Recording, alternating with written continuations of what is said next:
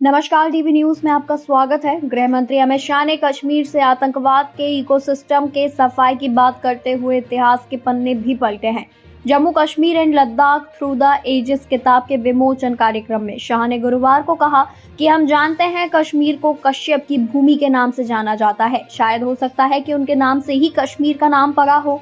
ऐसे में लोगों के मन में ये सवाल उठने लगे, कश्यप कौन थे?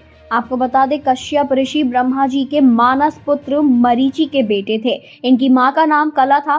कश्यप ऋषि की 17 पत्नियां बताई जाती हैं। इनमें से 13 पत्नियां दक्ष प्रजापति की बेटियां थी। इनसे मानस पुत्रों का जन्म हुआ था। कश्यप ऋषि ने कश्यप संहिता, स्मृति ग्रंथ जैसे कई ग्रंथों की रचना की।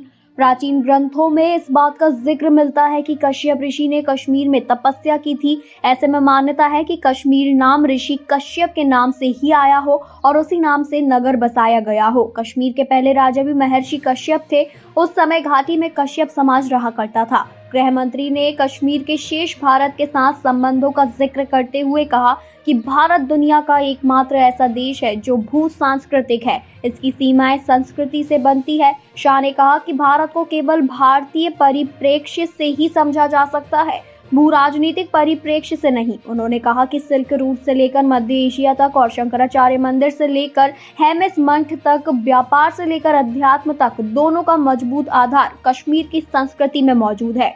उन्होंने कहा कि Jammu and Kashmir and Ladakh through the ages Shyama Prasad Mukherjee के इस कथन को साबित करती है कि जम्मू कश्मीर न केवल भारत का हिस्सा है बल्कि भारत की आत्मा का अभिन्न अंग भी है। आपको बता दें, अनुच्छेद 370 ने कश्मीर के युवाओं के मन में अलगाववाद के बीज बोए और नरेंद्र मोदी सरकार ने घाटी में न केवल आतंकवाद का बल्कि आतंकवाद के पूरे ढांचे को भी खत्म कर दिया। शाह ने कहा कि अनुच्छेद 370 और अनुच्छेद 35A दोनों को 5 अगस्त 2019 को निरस्त कर दिया गया था। उन्होंने कहा कि ये दोनों कश्मीर के भारत में पूर्ण एकीकरण के रास्ते में प्रमुख बाधाएं थी।